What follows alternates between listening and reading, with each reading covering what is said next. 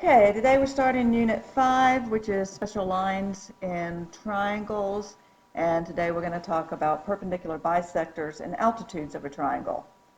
But just as a refresher, we're going to go over how you write linear equations.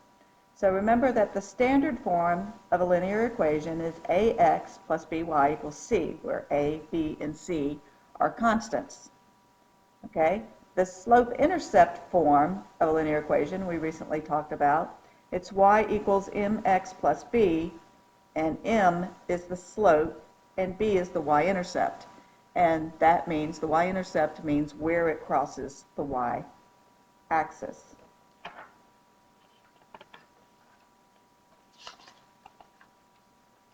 Okay, so let's practice this, identifying the slope and the y-intercept of these equations. Got y equals 4x minus 2. 4 is the slope, and negative 2 is the y-intercept. So it crosses the y-axis at negative 2. Y equals negative 3. There's no x there, so our slope is actually 0. You can kind of think of this as y equals 0 times x minus 3. Minus 3, negative 3, is the y-intercept. And if you were to graph this line, the y-intercept would be at negative 3. And in fact, the line is everywhere that y is negative 3. So it's this horizontal line. The slope is 0 because our slope is the delta of change in y, or the delta of x, change in x. So if you have the change in y, well, it doesn't go up or down. There is no change in y. So that's 0 over the change in x. And there are multiple changes of x. So our slope here is 0. Here we've got 3x minus 8y equals 9. So we need to get our y by itself, move the 3x on the other side, then divide everything by negative 8, so you can get y by itself, and you get y equals negative 9/8 plus 3/8 x. And you can rewrite that if you want as y equals 3/8 x minus 9/8, and that's our slope-intercept form. So now you can say the slope is 3/8 and the y-intercept is negative 9/8.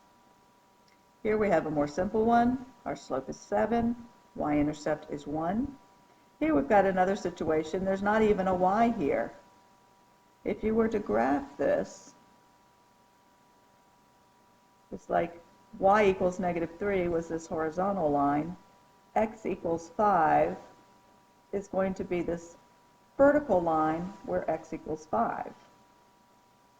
So our change in y is going to be multiple changes in y, but our change in x, the x, it doesn't go left or right at all.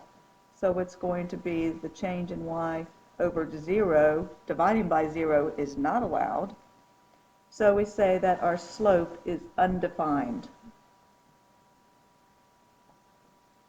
So for horizontal lines, our slope is 0.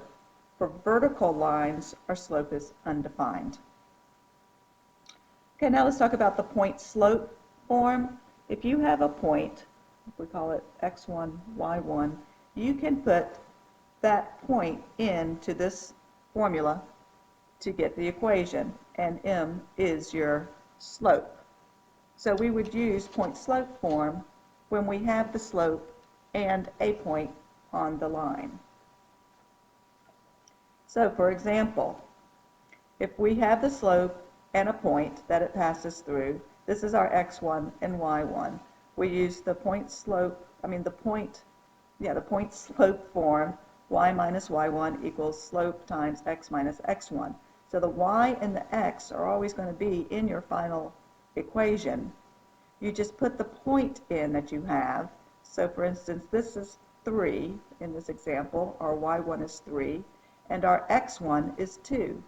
So you simply put that in. Y minus 3 equals our slope times x minus x1. Then do the math, and you get an equation of y equals negative 6x plus 15. So this is slope-intercept form.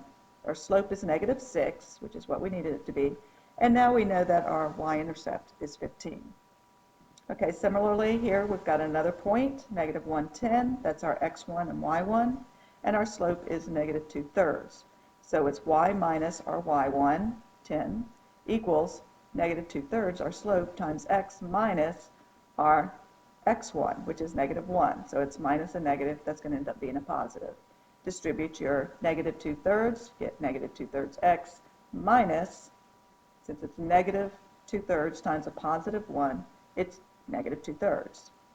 So y minus 10 equals negative 2/3 x minus 2/3, or y equals negative 2/3 x plus 9 1/3. You add 10 to both sides. And here you've got a slope of 7/5 passing through this line. Again, just put it in. It's y minus negative 4 equals our slope 7/5 times x minus our negative 5, our x1. So do the math. This is going to be y plus 4 equals 7/5 times y, and then 7/5 times positive 5. So that's 5 times 7/5, and the 5's cancel out, and you're left with 7. So our final equation is y equals 7/5 x plus 3. So as a reminder, parallel lines have the same slope. Perpendicular lines have the opposite sign and reciprocal slopes. So if you have a slope, m, the perpendicular slope would be the opposite sign, negative 1/m, the reciprocal. So if this is positive m, the perpendicular slope would be negative 1/m. Okay, now we have an activity we'll work on in class tomorrow. I want to go through it so that you know what you're doing and can get going first thing. First of all, we're going to talk about perpendicular bisectors. We've talked about it briefly. The perpendicular bisector of a triangle is the line that's perpendicular at the midpoint of one side of the triangle. Okay? So the midpoint, meaning it bisects the segment and it's perpendicular to it. So it forms a right angle. So the perpendicular bisector of a triangle is a line that's perpendicular to a side of the triangle at its midpoint. So for this exercise, you're going to use this graph and make your own triangle. You can do one like this or do something differently, a different triangle. Make it kind of big so you can work with it. And don't make it a right triangle.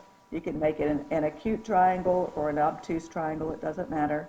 But we suggest that you use ordered pairs that are either all even or all odd, just to make it easier when we try to find the midpoint. Okay, so plot your triangle, label it A, B, C, and then write down the coordinates of each vertex of your triangle. The one that I chose to use has coordinates -4, -2 for A, 0, 4 for B, and 2, -4 for C.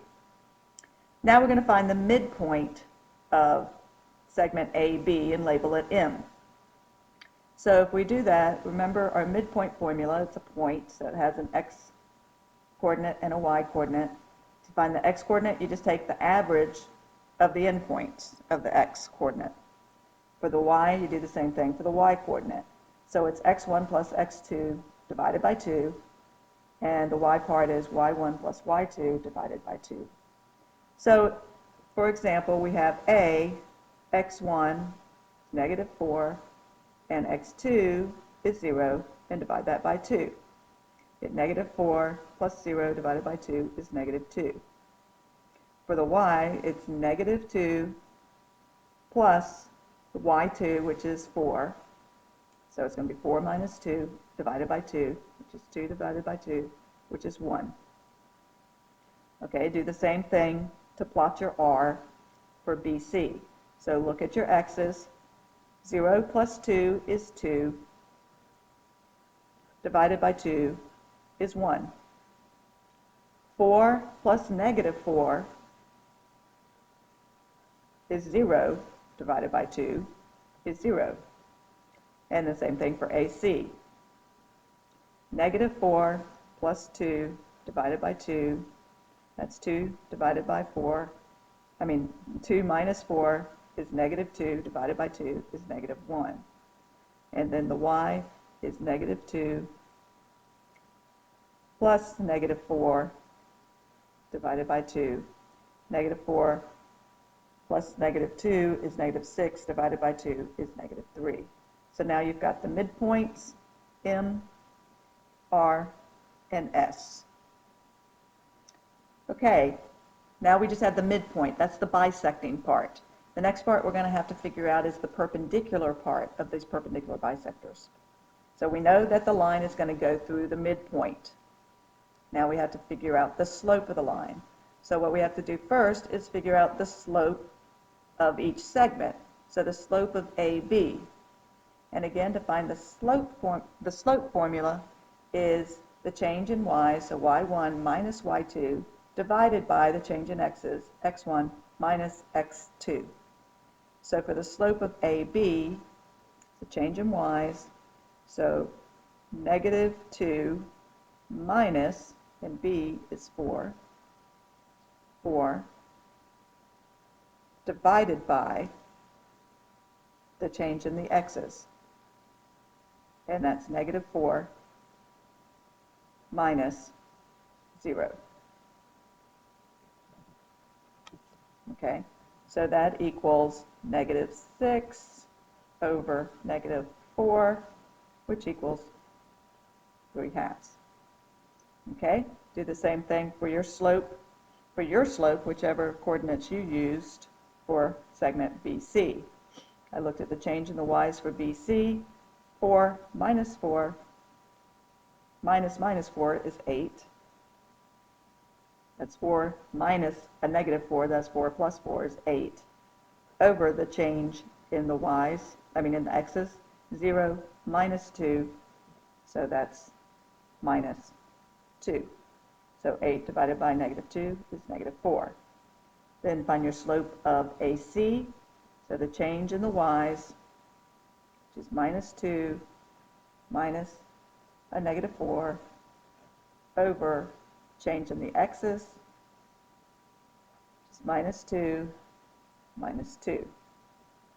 So that's minus 2 plus 4, which equals 6. 6 minus 2 plus 4, 2, sorry. And this is negative 4. So that should be negative 1/2. Okay, let me look at this again, sorry. We've got AC, so negative 2 minus negative 4. So that's 4 minus 2. And change in the x's, negative 4. Oops, that's what I did wrong, sorry. That should be negative 4 minus negative 2 is negative 6. And that equals negative 1/3. Okay, now once you have the slopes of each of your segments, you need to find the slope of the line perpendicular to those segments. So the slope that's perpendicular to this slope is the opposite sign, so it'll be negative and the reciprocal. You just flip the numerator and denominator. So it's going to be negative 2/3. The slope perpendicular to negative 4 is going to be positive 1/4, and the slope perpendicular to negative 1/3 is going to be positive 3/1, or positive 3. Okay, so now we've got our midpoints. We put those in there. Now let's use our slopes to find another line so that we can plot a line, to find another point so we can plot a line, because How many points do you need to plot a line?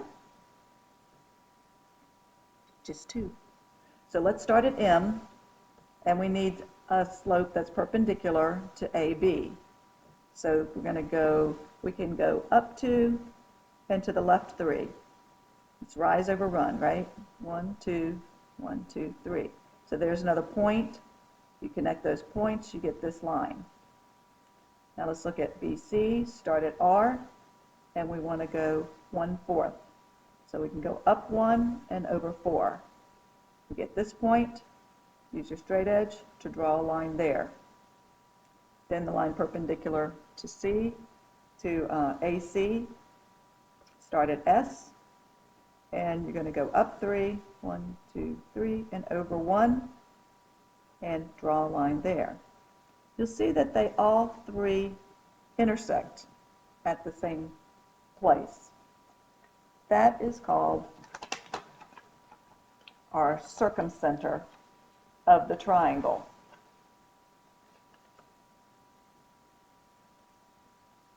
And if you notice,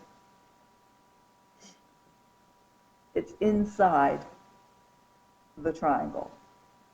Okay, but I'll show you something in a few minutes that you'll see it's actually the center of a circle that goes all the way out, that is circumscribed around the triangle. So therefore, it actually has a superpower in that it is equidistant from the vertex. Oh, let me pull this down so you can see it. Okay, so the intersection of all 3 lines is called the circumcenter. And it has like what we're calling a superpower. It's actually a theorem that it is equidistant from the vertex, from each vertex. So if you look, if you measured from here to here, from our point J, we're labeling it, it's the same distance from J to B, and J to A, and J to C. So when you do your triangle, do a different one than I did, and you can measure it to make sure that they actually are. It is the same distance. The circumcenter is the same distance from each vertex of the triangle. Okay, so now that we have slope and point for each of the perpendicular bisectors in this picture, let's write the equation. And again, since we have the slope and a point, we're going to use slope-point form. So let's write the equation for the line that's perpendicular, the perpendicular bisector to segment AB. Well, I already wrote down the slopes. This is the perpendicular slope to AB. It's -2/3. And the midpoint, perpendicular bisector, is perpendicular at the midpoint. So the midpoint is going to be on that line, right? This is the line that we drew. So now we're going to create the equation of this perpendicular bisector of that line using point slope form. So you simply say y minus your y1 equals your slope, oops, -2/3. That's why I use a pencil. -2/3 times x minus -2, which is going to be x plus 2. Okay? So when you do the math, distribute your -2/3, it's 2/3 x, minus, it's -2/3, minus 4/3. And when you add 1 to both sides, you get y equals -2/3 x minus 1/3. Because 1 minus 4/3 is going to give you -1/3. Okay, now let's find the equation for the line that's perpendicular to segment BC. Again, we've got our perpendicular slope here, and we've got the midpoint. So there's our point and our slope. So y minus y1, which is 0, equals our slope, 1/4, times x minus our x1, which is 1. Do the math. You get y equals 1/4 x minus 1/4. That one was easy. Okay, now let's find the line that's perpendicular to segment AC, the perpendicular bisector. So it's at the midpoint, and here's our perpendicular slope from our previous page. So use the point slope form again. So that's y minus -3, so that's going to be y plus 3, equals 3, our slope, times x minus -1, that's going to be x plus 1. So do the math, distribute your 3, it's going to be 3x plus 3, subtract 3 from both sides, and you're going to end up with y equals 3x. Okay, now let's use that to solve this problem. Actually, I'm going to let you solve this in class, but I'll give you some hints. So dt is the perpendicular bisector of RO. What do we get out of that? Well, if it's the bisector, that means RT is congruent to TO, or their measures are equal. The perpendicular part tells us that this is a 90-degree angle. So you've got the measure of DTO equals 3x minus 15. How would you set that up? To find x. And then you've got RT equals 8 times y minus 5, and TO equals 7y plus 9. You know that RT is congruent to TO, then how would you set that up to find y? We can do that in class tomorrow. Okay, now we're going to go on to another type of line, the altitude of a triangle. The altitude is a perpendicular segment from vertex to the opposite side, the vertex meaning the vertex of the triangles. So you're going to use this graph again and label and draw a new triangle and label it DEF. You can use any coordinates you want. Again, we suggest you using all positive all even or all odd coordinates just to make your life easier. This time I didn't make it an acute triangle. If you were to measure this, you'd see that this angle is slightly more than 90 degrees. And we'll talk about that more when I show you how the lines, the altitudes, and the perpendicular bisectors, how their point of concurrency, which means where they intersect, moves depending on the type of triangle it is. Okay, but first just draw your triangle and then label the coordinates. I use D of 1, 3, E is -1, -1, and F is -4, 6. So let's find the slope of each side. So again, slope formula is the change in the y's, y1 minus y2, over the change in the x's, x1 minus x2. So here for DE, the slope of DE is going to be 2. The slope of EF is -7/3. So you can see the math here. And the slope of DF is going to be -3/5. And here it is worked out. Okay, so now that we found the slope, since the altitude is perpendicular to the segment, we're going to need to find the slope that's perpendicular to the segment.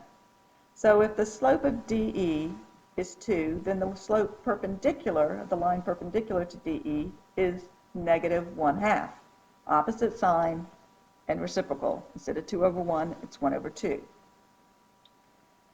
And the line perpendicular to segment EF is going to be the opposite sign, so this is negative, so it's going to be positive, and it's going to be the reciprocal, so 3/7. And the line perpendicular to DF is going to have slope of 5/3, positive 5/3, since this is -3/5. Okay, now what we did, since the altitude is the segment, this perpendicular segment, and we just found the perpendicular slopes, from the vertex to the opposite side. So the vertex, for instance, is going to be F. Let's start with F. Our vertex is this point. So that's going to be on the line, and then we use the slope that's perpendicular to the opposite side. Now notice the opposite side is DE, because F is opposite DE. It's going to be the side that doesn't have the point in the name of the side. So F is going to be opposite DE, D is going to be opposite EF, and E is opposite DF. Okay, you see that? So we're going to start with F as the vertex, and then go down 1 and to the right 2 for a negative 1/2 slope. So there's a point, and that's kind of on the line on the triangle. So I did another one. I went down 1 and over 2 again, okay, and then drew this line through it.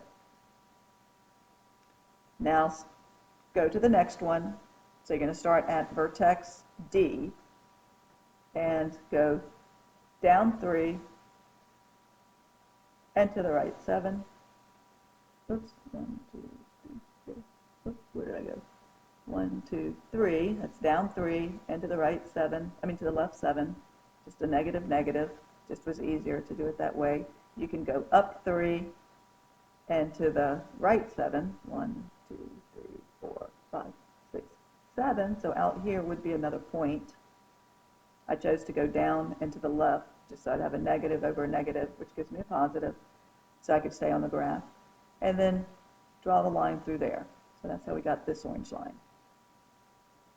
Now let's start with point E and go up 5 and to the right 3. 1, 2, 3, 4, 5.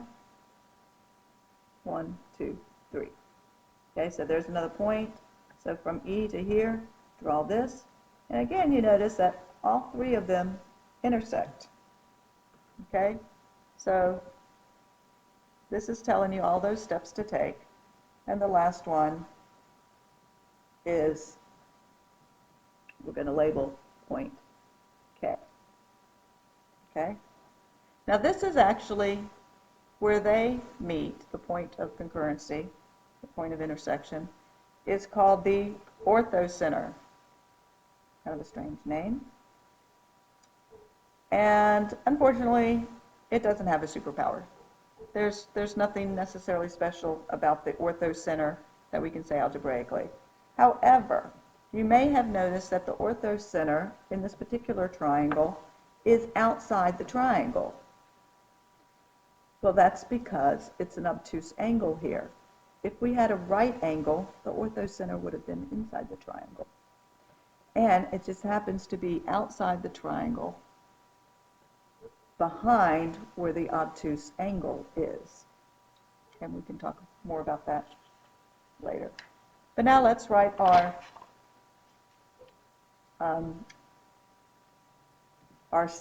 line equations, or linear equations, for each of these altitudes. So we have a point, which is the vertex, and we have the slope for each of these. So using the point slope formula, you should be able to write the equation for each of these orange lines that you created as the altitudes, for each of the altitudes.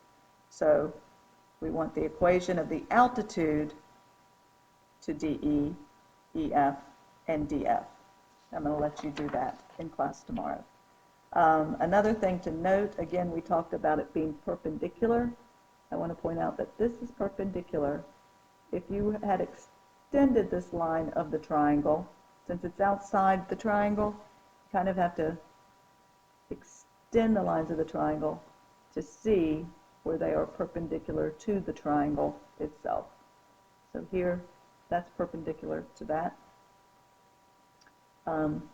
If you have a different triangle, if you have an acute triangle, you'll see that you might see it more obviously that those are perpendicular to the sides, to the opposite side. But again, altitude goes from the vertex to the opposite side and forms perpendicular and is perpendicular to the opposite side. Okay, so I'm going to let you come up with your equations in class tomorrow and work on the homework too, and you can do this one as well. So if RT is an altitude, goes from vertex R to the opposite side, and it forms a right angle because it's perpendicular to the opposite side. So you know that this is a right angle. So if the measure of angle RTN is 7x plus 13, how do you think you'd figure out the value of x? How would you set that up? I'll give you a hint.